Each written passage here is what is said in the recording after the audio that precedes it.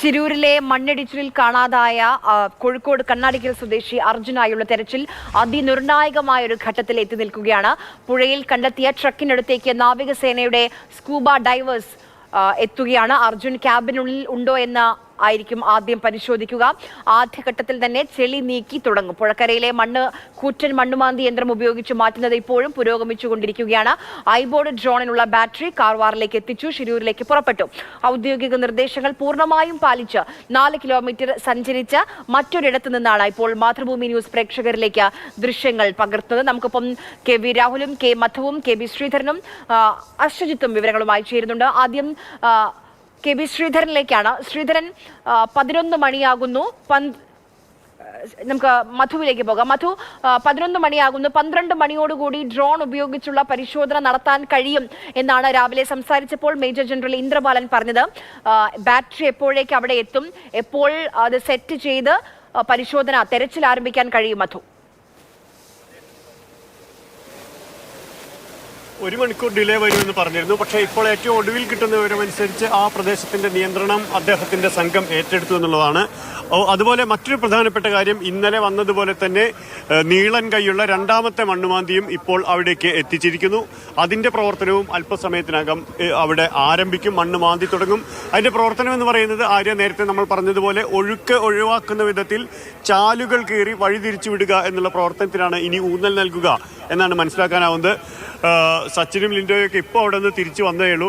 സച്ചിനെ, അവിടുത്തെ ആ സ്പോട്ടിൽ നിന്നുള്ള ഏറ്റവും പുതിയ കാര്യങ്ങൾ പറയുകയാണെങ്കിൽ അവിടുത്തെ വർക്കൊക്കെ നടക്കുകയാണ്. എന്താ അവിടുന്ന് പറയാനുള്ളത്? അവിടെ നേരത്തെ സൂചിപ്പിച്ചതുപോലെ ബൂം ലെങ്ത് ക്രെയിൻ ഉപയോഗപ്പെടുത്തിക്കൊണ്ട് പുഴയോട് ചേർന്ന് ഇറങ്ങിയിരിക്കുന്ന മണ്ണ് പൂർണ്ണമായി മാറ്റിയതിന് ശേഷം ഈ ടീമിന് പുഴയിലേക്ക് ഡൈവ് ചെയ്ത് ഈ പർട്ടിക്കുലർ ലൊക്കേറ്റഡ് ഏരിയയിലേക്ക് പോകാൻ കഴിയാവുന്ന വിധത്തിലൊരു മാർഗമുണ്ടാക്കലാണ് ഇപ്പോൾ അവർ നടത്തിക്കൊണ്ടിരിക്കുന്ന പ്രവർത്തനം.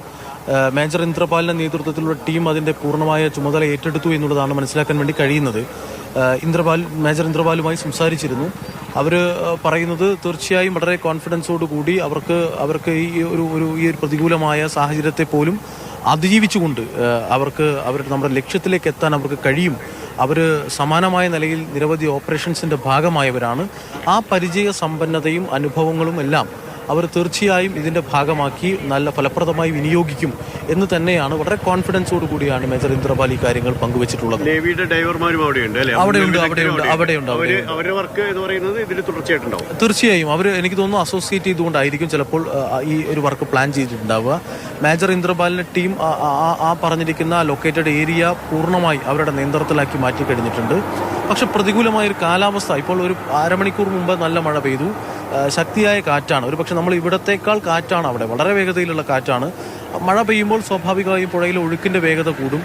അങ്ങനെ വരുമ്പോൾ നമുക്ക് ചില പരിമിതികൾ അതിന്റെ ഭാഗമായിട്ട് ഉണ്ടാവുമെങ്കിലും അതെല്ലാം മറികടക്കാൻ വേണ്ടി കഴിയുമെന്ന് തന്നെയാണ് ഈ ടീം ഇപ്പോൾ പറഞ്ഞുകൊണ്ടിരിക്കുന്നത്.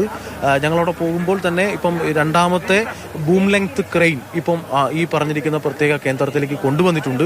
അപ്പോൾ 2 ബൂം ലെങ്ത് ക്രെയിനിന്റെ പ്രവർത്തനം സമാനമായ നിലയിൽ ഒരുപോലെ നടത്തി കഴിഞ്ഞാൽ തീർച്ചയായും നമ്മുടെ ഇപ്പോൾ നടത്തിക്കൊണ്ടിരിക്കുന്ന തെരച്ചിൽ വേഗത കൈവരിക്കാൻ വേണ്ടി കഴിയും. ഇന്നലെ ആ ബൂം ലെങ്ത് ക്രെയിൻ വന്നതിന് ശേഷമാണ് നമ്മുടെ ഈ രക്ഷാപ്രവർത്തന ദൗത്യത്തിന്റെ രീതിയും തന്നെ മാറിയത്.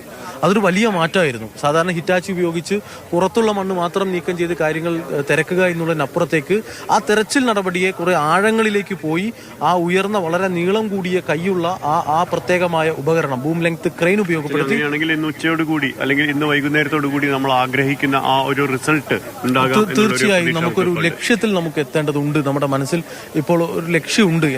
ഏത് നിലയിലാണെങ്കിലും നമുക്ക് അങ്ങോട്ട് എത്തേണ്ടതുണ്ട്.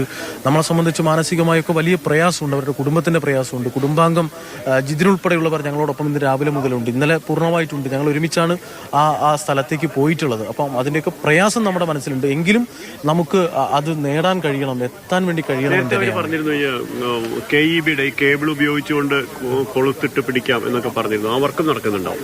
തീർച്ചയായും ഇപ്പം എനിക്ക് 1-2 എക്യുപ്മെന്റ്സ് കൂടി വരാനുണ്ട്. അത് കാർവാറിൽ എത്തിയിട്ടുണ്ട്. മധുവാണ് സച്ചിൻ ദേവ് MLA യുമായി സംസാരിച്ച് കൂടുതൽ വിവരങ്ങൾ നൽകിയത്.